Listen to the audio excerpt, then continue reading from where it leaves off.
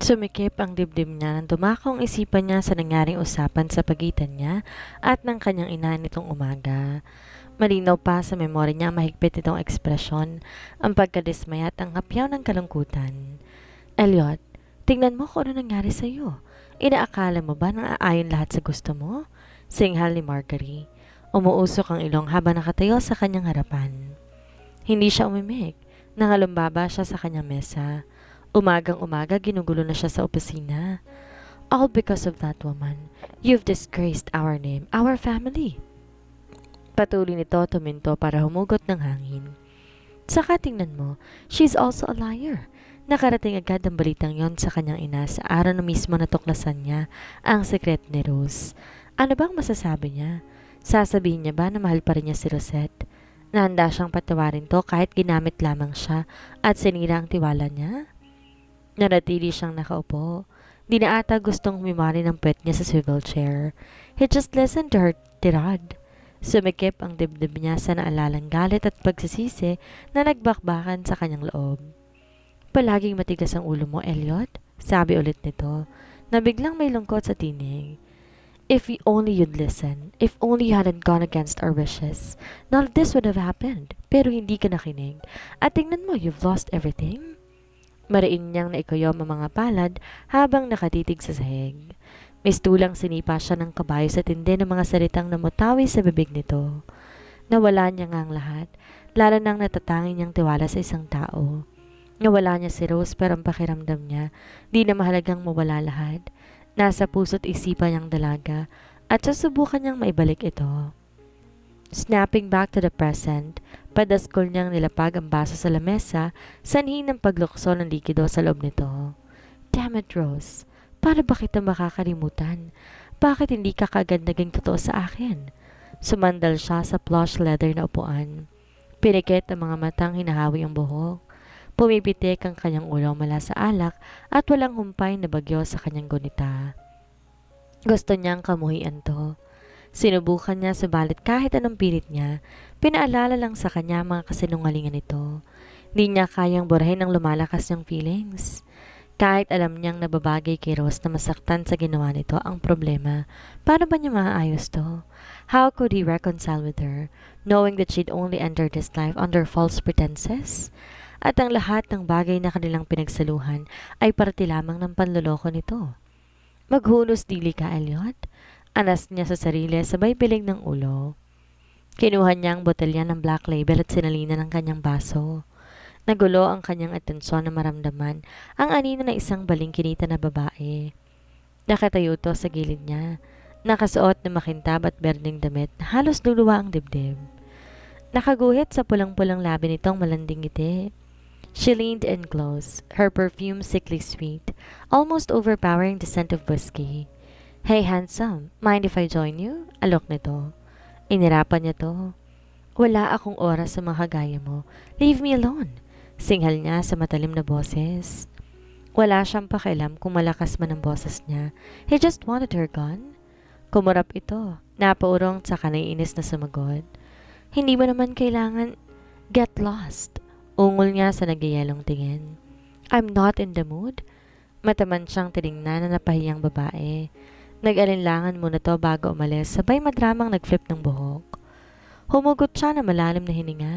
Hinagod ang nananakit na sentido. Wala siya sa mood sa ganitong bahay. Ayaw niya ng kasama. Gusto niyang lunurin ang sarili sa alak at least ngayong gabi lang. Ikaw pa rin ang the best sa pananaboy, walang pagbabago. Sabi ng barito ng boses sa harap niya. Natigilan siya. Tinignan niya kaagad kung sino. Nakasandal si Magno sa plush leather na upuan, salungat sa kanya. He looked as calm and collected as ever, his sharp features softened by the dim light. May mali sa mukha nito, may tensyon sa mga mata na hindi ka parehas sa ngiti nito. What the hell are you doing here, Magnus? Usal niya sa manangis na bagang. Pinag-cruise ni Magnus ang braso, nanatiling nakangiti. Kinakamusta ang kaibigan ko? Kaswal nitong sagot. Napansin ko kasing kailangan mo ng kasama. Naningkit ang kanyang mga mata. Kaibigan.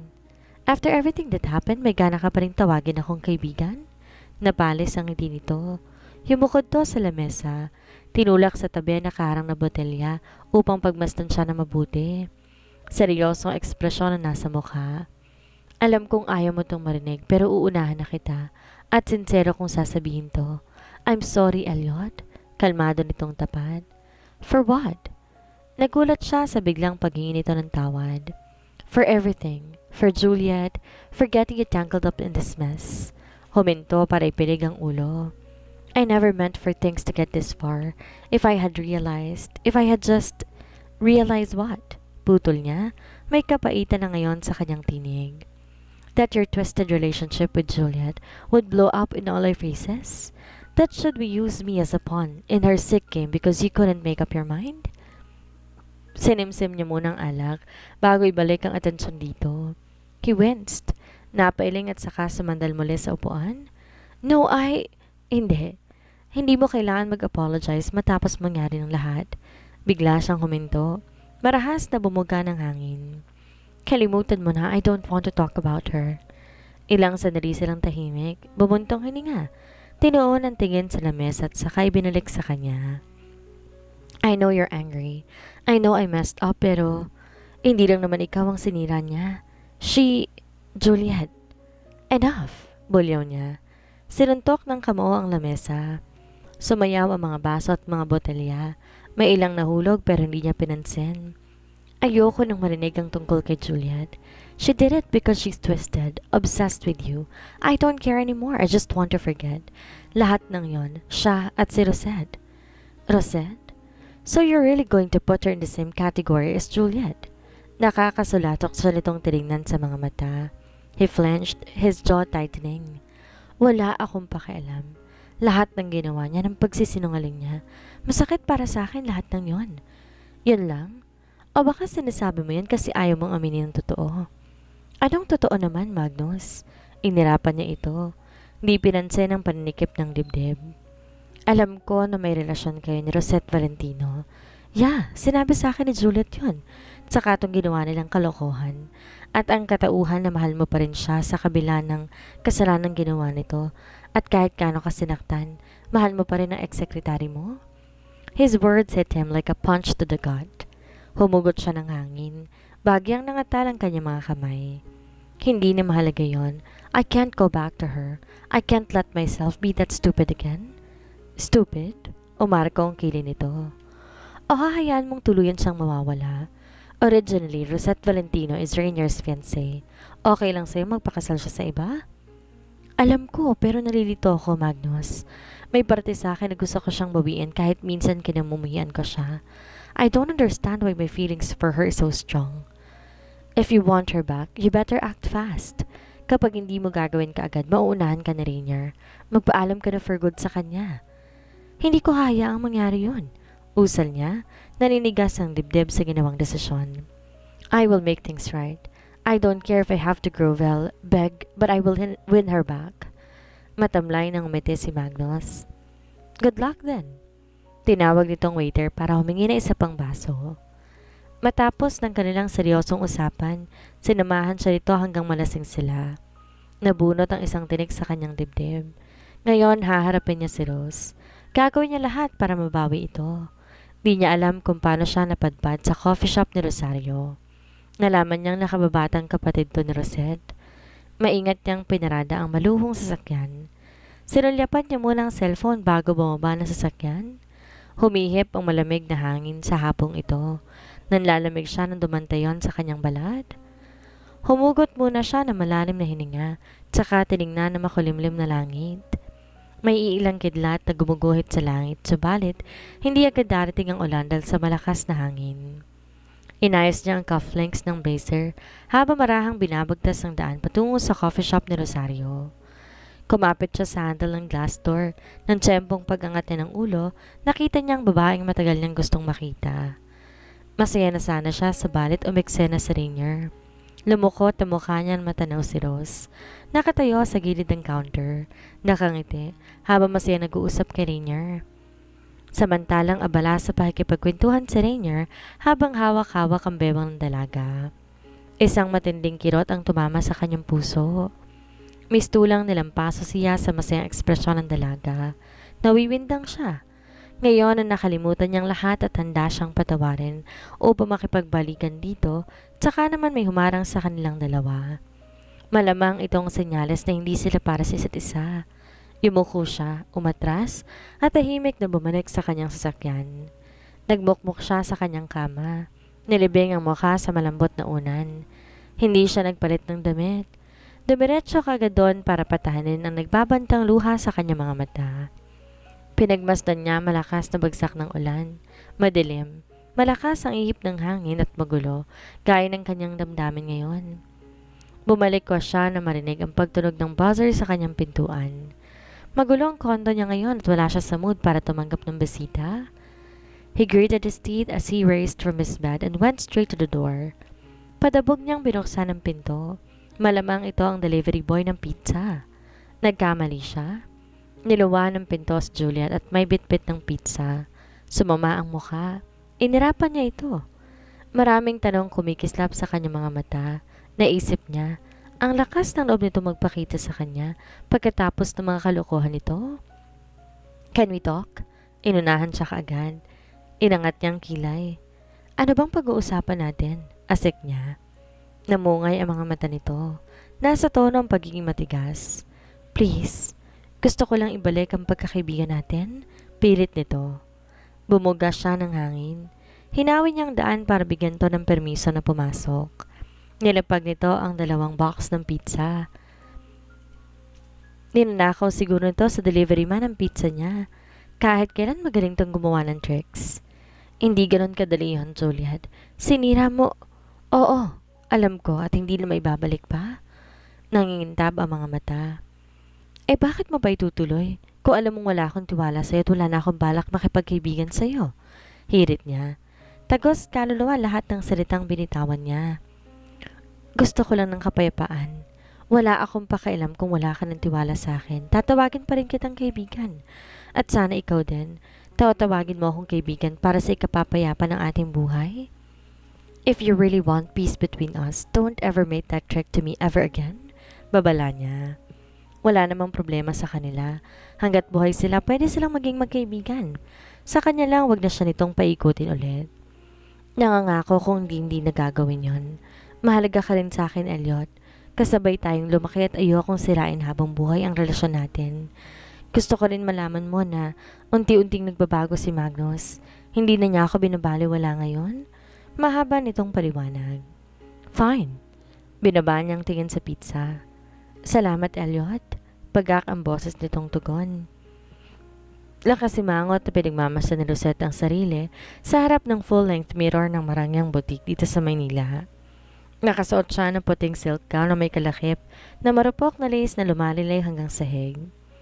It was the kind of dress every bride dreamed of. Pinilit niyang ngumiti. Magmukhang kaya-aya sa kanyang refleksyon, subalit hindi umabot sa mga mata ang ngiti. What do you think of this one, Rosette? Sabad ni Rainier dahilan upang matauhan siya. Nasa tabi to ng stylist. Tipid na nakangiti habang tinuturong hawak itong damit.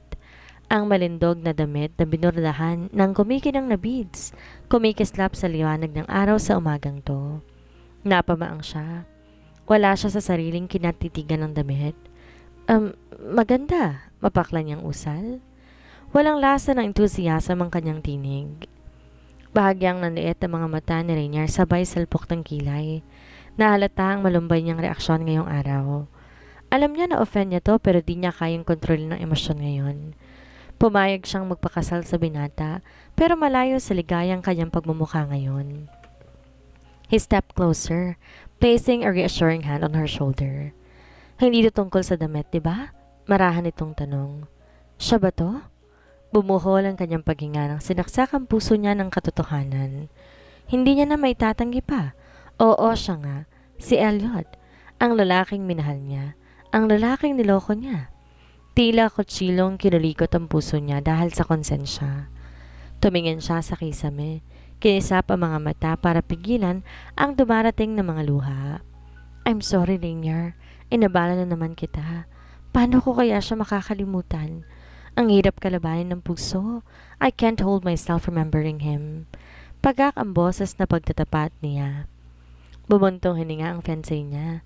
Mahinang pinisil ang kanyang balikat, tsaka yumukod sa kanya.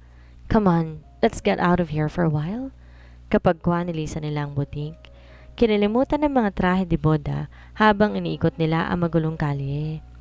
Hindi niya inaasahan na dadalhin siya ni Rainier sa maliit na pottery studio. Matagal na panahon din niya itong hindi nagagawa. Huling naaalala niya nang pumunta siya ng Baguio. Gumawa siya ng isang vase sa bahay ng lola ni Elliot. Kumirot lalo ang dibdib niya na maalala yon. Kumibot ang dulo ng labi niya na maamoy ang amoy lupang bango ng clay at marinig ang marahang tunog ng umiikot na spinning wheels. Umupo kaagad siya sa harap ng pottery wheel, subalit wala siya sa wisyo na inaanyo ang tumpok ng clay. Hey, you okay? Pang-agaw pansin ni Rainier sa kanya. Nakaupo to sa isang pottery wheel, naguhulma rin ang sariling palayok. Pinigil niyang ngumiti. Okay lang, dagli niya. Walang kalaman naman ang tono. About Elliot again, isn't it? Maingat at malambing na usisa nito. Tumigil para tingnan ang kanyang reaksyon. Bumuntong hininga siya. Binagsak ang mga balikat. Paano ko ba siya makakalimutan? He's everywhere. Siya lang ang nakikita ko. Kapag titingin ako sa mga bulaklak, nakikita ko ang kanyang mukha. Kapag maririnig ko ang kanta, naririnig ko rin ang boses niya. Kahit dito, para niya ako minumulto. Siguro binabayaran ko ng mga kasalanan ginawa ko sa kanya. Saad nito at saka mahina nitong tinapik ang balikat niya. Binaba niya ang tingin sa clay. I thought marrying you would help me move on. Pero every time na iniisip kong kasal natin, naaalala ko siya. Naingilid ang mga luha niyang tapat. Ito yung sinasabi ko sa iyo, Rosette. Alam kong hindi mo kaya to. I can call off the wedding if you want. Nagpapaubaya nitong wika. Lumaki ang mga mata niya. No, Rainier, I want to fight this. Naiintindihan kita. Pero hindi na kailangan ipagduldulan ng sarili mo kapag gusto mo pa rin si Elliot. It's not like this. Tumigil siya sa paghuhumla.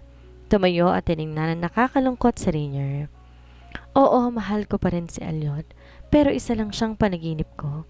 Ikaw ang hinaharap ko, Rainier. Sorry kung na-offend kita ngayong araw, promise. Sisikapin ko rin kalimutan siya.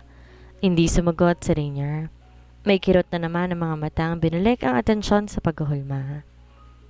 Sumalampak siya pabalik sa stool. Inabot ang mga kamay sa clay.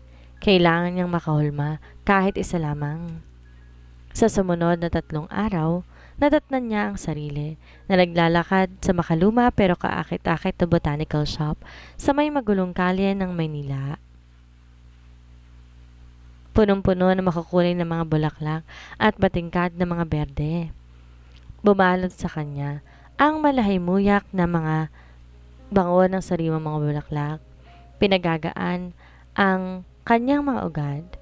She needed to distract herself even for a little while now. Pero may ibang plano ang tadhana para sa kanila. Tumigil ang puso niya nang dumapo sa kanyang paningin ang mataas at pamilyar na bulto sa gitna ng mga bulaklak. He looked just as devastatingly handsome as ever. His broad shoulders slightly hunched as he carefully examined a bouquet of white lily. Tumalbog ang puso niya na makita tong hawak ang lily at inamoy-amoy ng marahan. Iniisip niya na para sa kanya. Ilang sandali siyang napako sa kinatatayuan.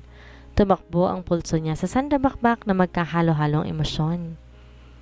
Desire, regret, love, and above all a deep aching sadness. Nasa kalagitnaan siya ng pagdedesisyon kung lalapitan niya o tatakasan niya na may isang figura na lumitaw sa tabi nito. Ang balingkinitang babae na may kulay kastanyas na buhok at eleganteng ngiti. Si Juliet nga pala. Pero paano kung nagbalikan ng dalawa? Lihim siyang nasaktan. Dinudurog ang puso niya habang pinagmamasan si Juliet na lumalapit kay Elliot. Pilyang nakangiti at pinulupot ang braso nito sa bewang ng binata. They looked like a perfect couple. One she had no place in. Nabura lahat ng pag-asa niya.